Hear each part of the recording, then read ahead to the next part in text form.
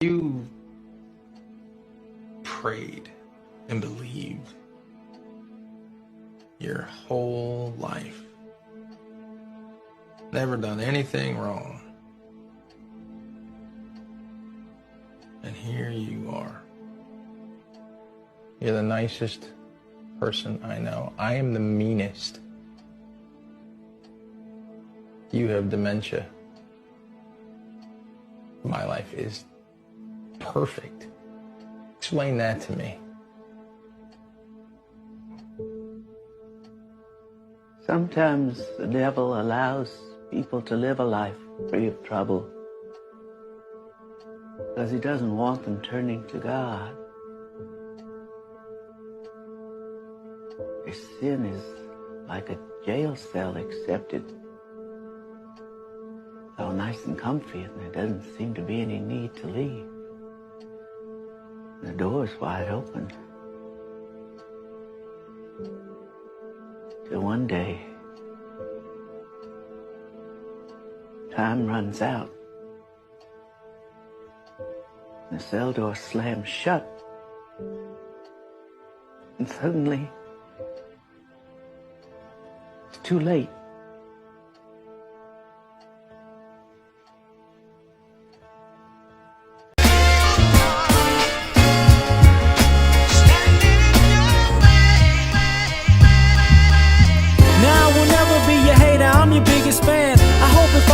Place just how you planned it. Life could put you in a pickle, just make sure it's kosher. Lean on me like Bill Withers until you smell the roses. What's happening, fam? L.A.R. movement still moving. Subscriber died trying. You see the thumbnail. You listened and saw the clip. And we're going to talk about the devil's comfort.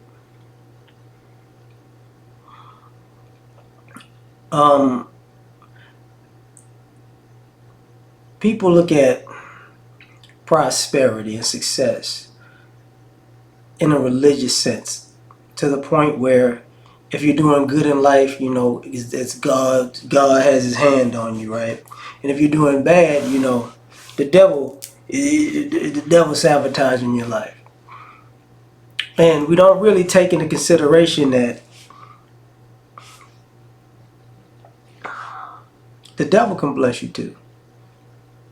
It might not end the way you wanted it to, but it can happen. And sometimes we want, you know, we're looking for people to deal with karma. And if you believe in God and believe in the heaven and the hell, you know, you can see how, you know, why do good things happen to bad people can be a question. And sometimes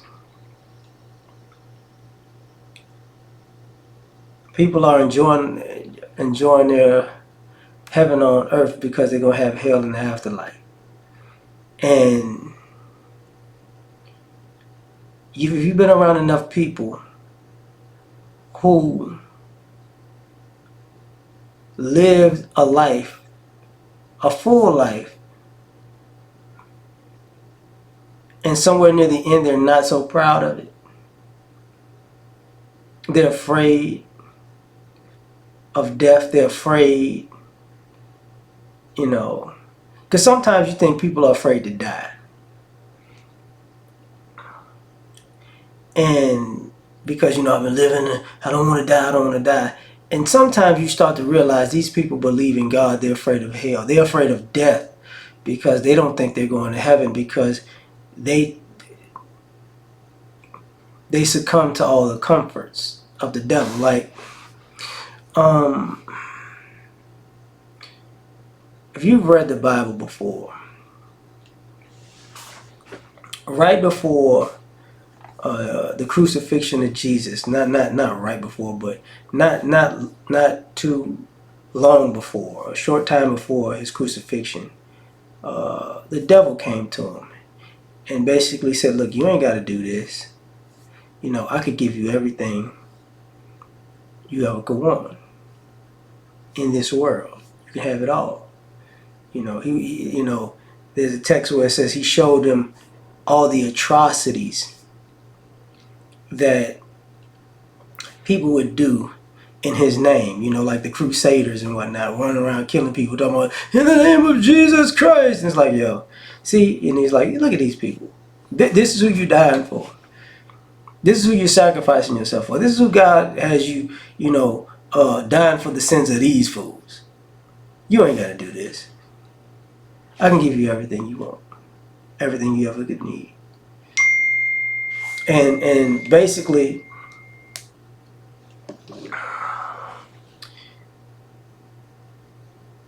he basically let him know that, look, man, go somewhere, because, oh, you can give me everything in this world that my dad created. Great. And I just, you know, my dad has a kingdom far greater than this world. So I'm going to trade, you know, thus the phrase, what good is there to gain the world and lose your soul? You know. And a lot of people have gained the world and lost their soul. And it seems good at the moment until the clock starts ticking and it starts winding down and winding down and winding down. And one thing, you know, in that scene, you know, she has dementia, but prior to the clip, he was basically telling her, you know, you're the nicest person I know, and look how you ended up. And I'm the meanest person I know, and look how I ended up. And thus the speech of, you know, sometimes the devil will make you comfortable. And some people don't want to hear it, but the reality is some people like being a shepherd for the devil. Some people like, you know, benefiting off of their hearts being evil, or their heart being cold, or being callous, or being mean or mean-spirited. You know, I made a video about this before. I referenced it before. Cesario. If you ever watched the movie Cesario, in the first one, in the last scene, Benicio del Toro basically, you know, pulls up on the cartel leader and kills everybody except for the maid. And the guy says, "Look, don't kill me in front of my kids." And that cartel guy, you know, that drug boss already killed Benicio del Toro's daughter, but he was like, "Oh, it's not personal, it's just business." So once he said, "Look, don't kill me in front of my wife and my kids, not in front of my boys. We don't do this." He's like, "Okay." He shot the two boys in the way, and then the drug boss's face was like, "Oh, oh." Now he had the same look of heartbreak that all of the families that he had killed, their families and their sons and daughters and wives and husbands. Now he felt what they felt right before his eyes, right? And that was right before it was going to be the end of his life. And he was living a comfortable life, and then it's over. And all the dreams and goals and aspirations you had for your family, and all the stuff you justified because you were doing it for your family, is over too. And a lot of us forget how comfortable, like when they say, you know, it's not good to be in your comfort zone. Using it in a spiritual sense, the devil likes for you to be in your comfort zone. You won't ever grow in your comfort zone because you're comfortable. I'm not going to say that God doesn't give you a comfort zone, but you might wind up having to go through a lot of trials and tribulations and turmoil before you reach that comfort zone, so you earn that peace. You know, God will give you peace, the devil will give you comfort. Let's just put it like that. And nobody thinks about how, you know, what will that comfort cost you? Nobody thinks about that. It just doesn't, you know, they don't gravitate to the answer because you don't want to know. You don't want to know what it's going to cost. You know, I've seen people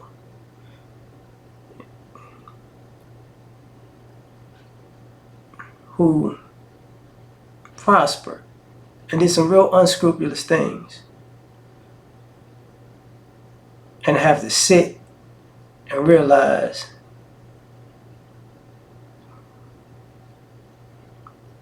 at the end, it's over for me. It's over. I know it's over because of all the things that I accepted by accepting the devil's comfort. I already know there ain't no going back. You know, it's tantamount to the Catholic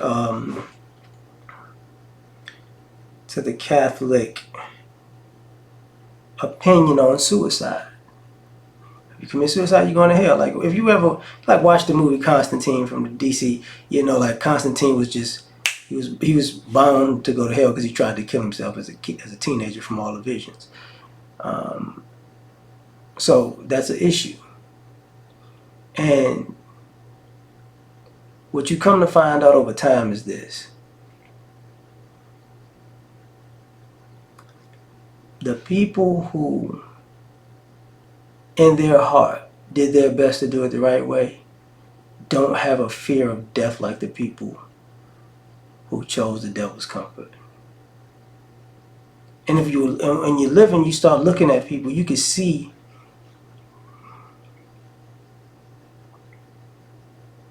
heaven and hell in them or on them.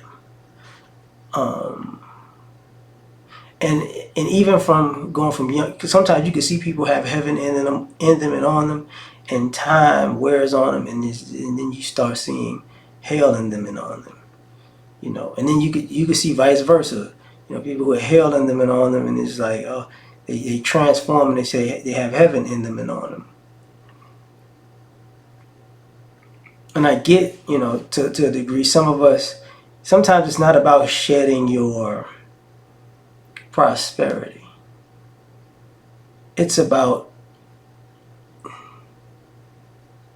shedding your connection to blood money, or you know, or profiting off, living off of somebody else's labor and pain, you know. And sometimes a lot of people don't want to hear it, but a lot of people are lazy. And they would rather live off of somebody else's ingenuity and their pain and their work and have a nice old life about it. And some people, you know, we're going to pass this legacy down to the kids. And it's like, it's just a matter of time. It's just a matter of time before this all goes to waste. Because even when it comes to prosperity, people lose it because of all of the vices. The vices come from the devil's comfort. And guess what? If you have a family who've prospered off of vices, those very vices tear their whole family down. And those people too. So tell me what you think. Like, share, subscribe, or die trying. Catch y'all on the next one. Peace. You ever been at the top of the universe? I'm gonna tell you that.